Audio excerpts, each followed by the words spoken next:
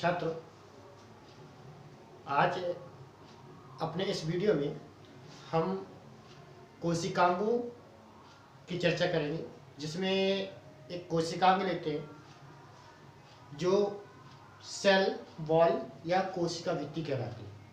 ठीक है, आज अपने इस वीडियो में हम कोशिका भित्ति के बारे में जानकारी प्राप्त करेंगे। आइए देखते हैं कि कोशिका भित्ति क्या कहलाती है, ये किसकी बनी होती है, इसकी संरचना किस प्रकार होती है, ये सब इस वीडियो के माध्यम से हम जानेंगे।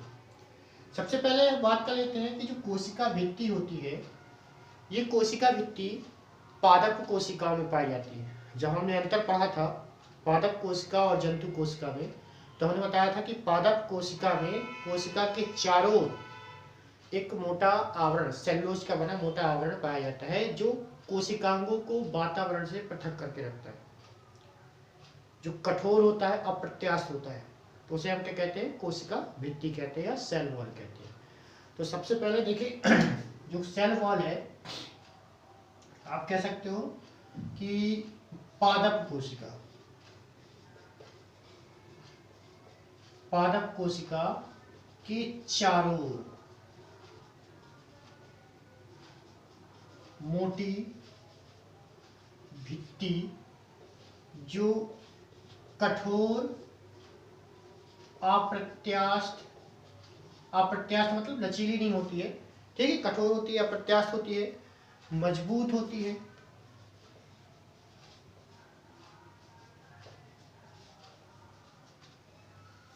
ठीक है। तो उसे क्या कहते हैं? हम कोशिका भित्ति कहते हैं, कोशिका भित्ति कहते हैं, ठीक है। सामान्य तौर पे कोशिका के चारों, हमने पादप कोशिका बनाया था, तो पादप कोशिका भी इस प्रकार की भित्ति संरचना बनाई थी, और ये फिर इसके बाद था। तो ये सबसे बाहर की कोशिका थी सेल वॉल, ठीक है, जो क्या करती है? वातावरण से जो कोशिकांग होते हैं, इसके अंदर जो कोशिकांग पाए जाए उनको पृथक रखने का कार्य करती है। अगर हम बात करें कि जो सेल वॉल होती है, तो ये सामान्यतः पौधों में पाई जाती है, और पौधों में जंतु कोशिका में इसका अभाव होता है। जंतु कोशिका में सेल वॉल नहीं पाई जाती है, जंतु कोशिका में यह नहीं पाई जाती है, ठीक है। दूसरा पॉइंट मान सकते हैं, पादप कोशिका पाई जाती है, जो कोशिका के चारों ओर होती है, कठोर, अप्रत्यास्थ, मजबूत होती है, ठीक। जंतु कोशिका में इसका अभाव होता है, अर्थात नहीं पाई जाती है। अगर हम बात करें जो सेल वॉल है, सेल वॉल या कोशिका भित्ति है, ये सामान्यतः सेल्यूलोज, सेल्यूलोज की बनी होती है। किसकी बनी होती है? अधिकांश पौधों में यह कहें कि सामान्यतः पौधों में सेल्यूलोज की बनी होती है, लेकिन इसके अतिरिक्त की बात करें, इसके अतिरिक्त कहीं पे इसमें मतलब सेल्यूलोज के अतिरिक्त भी इसमें कुछ पदार्थ और पाए जाते हैं, जैसे आप कह सकते हैं सामान्य तौर पे पैक्टिक पदार्थ, ये प्रोटीन है एक प्रकार का। साथ ही में इसमें लिपिड्स पाए जाते हैं। लिपिड्स के अतिरिक्त खनिज तत्व, खनिज पदार्थ एवं बैक्स या मोम भी पाए जाते हैं, ठीक है। अगर हम कहें कि जो सेल वॉल होती है, सेल वॉल जो पादप कोशिका में पाई जाती है, वो सेल्यूलोज की बनी होती है मुख्य रूप से, परंतु सेल्यूलोज के साथ साथ इसमें पैक्टिक पदार्थ अर्थात प्रोटीन, लिपिड्स, खनिज पदार्थ एवं मोम भी पाए जाते हैं, ठीक। अगर हम जंतु कोशिका में तो इसका अभाव होता है, लेकिन कवकों की बात करें, कवकों की बात करते हैं, कवक या फंजाई बोलते हैं इसको, फंजाई। तो फंजाई में यह किसकी बनी होती है? काइटिन की बनी होती है। फंजाई में काइटिन किसकी बनी होती है? काइटिन की बनी होती है, ठीक है। तो सेल वॉल जो होता है सामान्य तौर पर पादप कोशिका के चारों ओर पाए जाने वाली एक मोटी भित्ति होती है, जो कठोर, अप्रत्यास्थ, मजबूत होती है, और ये क्या करती है कि कोशिकाओं को बाहरी वातावरण से पृथक रखती है, अर्थात ये सुरक्षा का कार्य करती है। क्या करती है? सुरक्षा का कार्य करती है। जंतु कोशिकाओं में इसका अभाव होता है और सामान्यतः ये सेलुलोज की बनी होती है। किसकी बनी होती है? सेलुलोज की बनी होती है। इसके अतिरिक्त सेलुलोज के अतिरिक्त इसमें पैक्टिक पदार्थ, लिपिड्स, खनिज पदार्थ एवं मोम पाए जाते हैं। और कवकों की बात करें तो कवकों में ये किसके बने होते हैं? काइटिन के बने होते हैं। ठीक है, अब हम जानते हैं कि सेलुलोज की सेल वॉल की संरचना कैसी होती है, कोशिका भित्ति का के स्ट्रक्चर किस प्रकार का है। तो सामान्य तौर पर यदि हम स्ट्रक्चर की बात करते हैं तो कोशिका भित्ति की संरचना की बात करें तो संरचना को मुख्य रूप से 3 भागों में बांटा गया है। कितने भागों में बांटा गया है? 3 भागों में बांटा गया है, जिसमें पहला भाग होता है मिडिल लैमिना, दूसरा भाग होता है प्राइमरी सेल वॉल, तीसरा भाग होता है इसमें सेकेंडरी सेल वॉल। ठीक है, अगर हम आवृत्तिबीजी पौधों की बात करते हैं तो ये 3 प्रकार के कोई मतलब सेल वॉल की संरचना को 3 भागों में बांटा गया, परंतु अनावृत्तिबीजी जो पौधे होते हैं उसमें चौथा भाग भी पाया जाता है, जिसे हम कहते हैं टर्शियरी सेल वॉल। ठीक है, ये कोशिका भित्ति की संरचना को मुख्य रूप से 4 भागों में बांटा गया, जिसमें ऊपर के 3 जो भाग होते हैं ये किसमें पाए जाते हैं? एंजियोस्पर्म में, एंजियोस्पर्म, और ये जो है ये जिम्नोस्पर्म में पाया जाता है,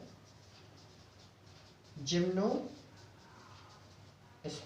ठीक है, अब हम इस संरचना को चित्र के माध्यम से देखते हैं। आपके सामने चित्र बना हुआ है, सेल वॉल की स्ट्रक्चर है। अब इसमें हम मिडिल लैमिना किसे कहेंगे, प्राइमरी सेल वॉल किसे कहेंगे, सेकेंडरी सेल वॉल किसे कहेंगे और टर्शियरी सेल वॉल किसे कहेंगे, इसकी बात करते हैं। तो सबसे पहले ये एक कोशिका है, दूसरी ये है, तीसरी ये है। ठीक है, ये 3 कोशिकाएं आपस में जुड़ी हुई है। तो इन कोशिकाओं के बारे में देखें कि एक कोशिका ये है, दूसरी ये है, एक कोशिका ये है और दूसरी ये है, तीसरी ये है। ठीक है, तो तीनों कोशिकाओं में जो बीच में हमने जिसको काले से बनाया है, ये देखिए ये बीच की वॉल, ये मिडिल वॉल है, मतलब मिडिल मतलब बीच।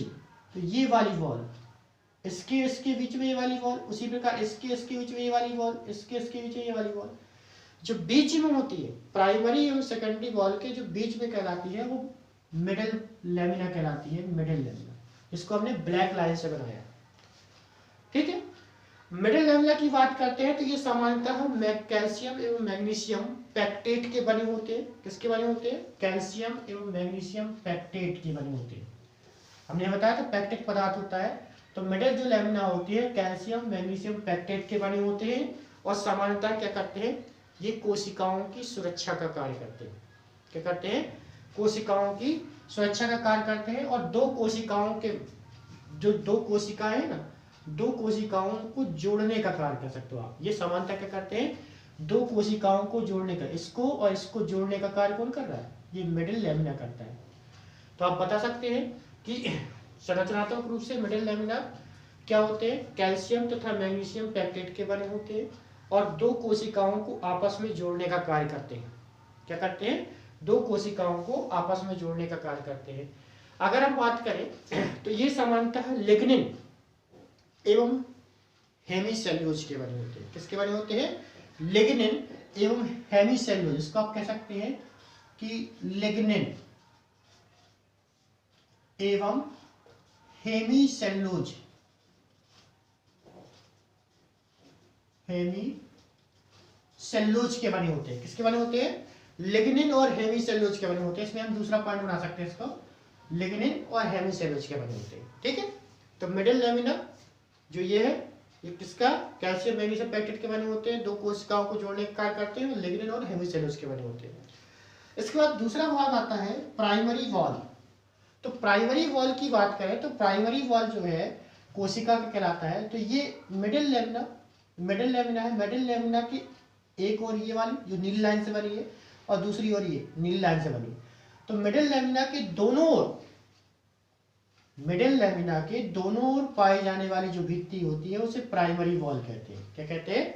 उसे प्राइमरी वॉल। मतलब मिडिल लेमिना के दोनों ओर पाए जाने, दोनों के बीच में क्या पाया? Middle lamina. तो ये वाली भित्ति, ये वाली भित्ति। उसी प्रकार यहाँ पे ये दोनों भित्ति, ये दोनों भित्ति, ठीक है। यहाँ पे कोशिका जोड़ी तो एक के अंदर एक बाहर।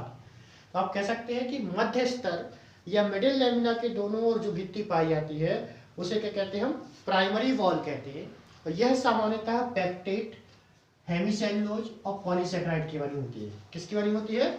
पैक्टेट, हेमीसेलुलोज और पॉलीसेकेराइड की बनी होती है। अगर इसकी बात करें तो यह क्या करती है कि मिडिल लेमिना के दोनों ओर पाई जाती है, ठीक। तीसरा आता है सेकेंडरी वॉल। सेकेंडरी वॉल की बात करते हैं तो सेकेंडरी वॉल सामान्यतः क्या होता है कि जब पौधों की कोशिकाओं में वृद्धि और विभाजन की क्रिया रुक जाती है। इसका निर्माण कब होता है कि सामान्यतः पौधों की जो कोशिकाएं होती है उनमें वृद्धि और विभाजन की क्रिया रुक जाती है। तो कोशिका द्रव के द्वारा एक प्रकार के पदार्थ का स्त्राव किया जाता है और उस पदार्थ के द्वारा ये जो वाली भित्ति है, ये सेकेंडरी भित्ति है, इस भित्ति का निर्माण होता है, ठीक है। सामान्यतः कह सकते हैं कि जब कोशिका में, पादप कोशिकाओं में क्या होता है? वृद्धि और विभाजन की क्रिया रुक जाती है। जब वृद्धि विभाजन की क्रिया रुक जाती है तो जो क्या कहते हैं कि कोशिका द्रव होता है वो एक बाह्य स्त्रावी पदार्थ के रूप में जमा होता है। तो उससे जो भित्ति का निर्माण होता है उसे क्या कहते हैं? कोशिका सेकेंडरी वॉल या द्वितीयक भित्ति कहते हैं। यह भित्ति सामान्यतः हेमीसेलुलोज, सेलुलोज की बनी होती है। किसकी बनी होती है? यह भित्ति सामान्यतः हेमीसेलुलोज और सेलुलोज की बनी होती है। और इसकी बात करें तो ये लिग्निन और सुबेरिन की जमाव के कारण बनता है। ये अधिकांशतः बात करें तो लिग्निन और सुबेरिन ये एक प्रकार कह सकते हैं कि पदार्थ है, इनके जमाव के द्वारा क्या बनता है? सेकेंडरी वॉल का निर्माण होता है। और कभी कभी इन वॉलों में छोटे छोटे छिद्र पाए जाते हैं जो क्या करते हैं? पदार्थों के आवागमन में सहायता करते हैं, जिसे हम क्या कहते हैं? प्लाज्मोडेस्माटा कहते हैं। क्या कहते हैं? प्लाज्मोडेस्माटा कहते हैं, ठीक है। तो सेकेंडरी वॉल क्या होता है कि आप बता सकते हैं कि सेकेंडरी वॉल कोशिका वृद्धि और विभाजन की क्रिया रुकने के पश्चात कोशिका द्रव्य द्वारा स्त्रावित पदार्थों का बना एक आवरण होता है जो मुख्य रूप से लिग्निन और सुबेरिन के जमाव के कारण बनता है, जिसमें क्या पाए जाते हैं? छोटे छोटे छिद्र पाए जाते हैं। उन छिद्रों को क्या कहते हैं? प्लाज्मोडेस्माटा कहते हैं। प्लाज्मोडेस्माटा कहा जाता है। अगर देखा जाए तो सेकेंडरी वॉल 3 भागों में बटा होता है। सेकेंडरी वॉल कितने भागों में बटा? 3 भागों में। इसको हम कहते हैं ये प्राइमरी सेकेंडरी वॉल, ये कह सकते हैं आउटर वॉल। उसके बाद ये कह सकते हैं मिडिल वॉल और ये है इनर वॉल। मतलब कह सकते हैं कि सामान्य तौर पर जो द्वितीयक कोशिका भित्ति होती है वो 3 परतों से मिलकर बनी होती है। द्वितीयक कोशिका भित्ति कितने परतों से मिलकर बनी होती है? 3 परतों से मिलकर बनी होती है, जिसमें सबसे बाहर की मतलब ये वाली परत जो ये वाली है, ये वाली परत कहलाती है आउटर वॉल। उसके बाद हरे कलर से जो बना है उसे मिडिल वॉल, और सबसे अंदर की जो परत होती है उसे इनर वॉल कहते हैं। और जो बीच का खाली स्थान होता है इसे ल्यूमिन कहा जाता है। बीच के खाली स्थान को कहते हैं हम ल्यूमिन कहते हैं, ठीक है। तो कोशिका भित्ति और ठीक बीच के भाग को क्या कहते हैं? ल्यूमिन कहते हैं। लेकिन इसके ये तो था आवृत्ति बीजियों में तो इतने प्रकार का होता है। लेकिन अगर हम अनावृत्ति बीजी मतलब ऐसे पौधे जिनमें बीज नग्न अवस्थाएं पाए जाते हैं, कह सकते हैं जिनके बीज चारों ओर से आवरण के द्वारा घिरे हुए नहीं होते, उन्हें आवृत्ति बीजी कहते हैं, अनावृत्ति बीजी कहते हैं। और अनावृत्ति बीजी में पौधों में क्या होता है? टर्शियरी वॉल भी पाया जाता है। सेकेंडरी के बाद टर्शियरी वॉल भी पाया जाता है, जो क्या करते हैं? जो कह सकते हैं कि जाइलम वाहिनियों की जो सामान्यता क्या होता है कि जाइलम वाहिनियों की द्वितीयक भित्ति का कार्य करती है, द्वितीयक कोशिका भित्ति के कारण निर्मित होती है, ठीक है।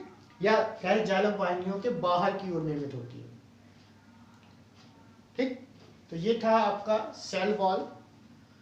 और सेल वॉल के कार्य की बात करें तो ये कार्य क्या करता है? तो सामान्यतः हमने बताया था पहले कि क्या करता है? कोशिका को बाहरी वातावरण से सुरक्षा प्रदान करता है। दूसरा बता सकते हैं कि कोशिका को निश्चित आकार प्रदान करता है। क्या क्या करता है? कोशिका को निश्चित आकार प्रदान करता है। साथ ही कोशिका को मजबूती प्रदान करता है। और कोशिका का प्रतिरक्षात्मक स्तर का निर्माण करता है। ठीक है, तो आप बता सकते हैं कि कोशिका भित्ति के जो कार्य कभी कभार पूछा जाता है कि अधिकांशतः कार्य, ये बोर्ड एग्जाम में पूछते हैं कि कोशिका भित्ति के कार्य क्या बताएंगे। तो आप बता सकते हैं कि कोशिका भित्ति क्या करती है, कोशिका को निश्चित आकार प्रदान करती है, साथ ही में कोशिका में पदार्थों के आवागमन को नियंत्रण करती है, कोशिका में पदार्थ के आते आते कोशिका को मजबूती प्रदान करती है और साथ ही प्रतिरक्षात्मक स्तर का निर्माण करती है।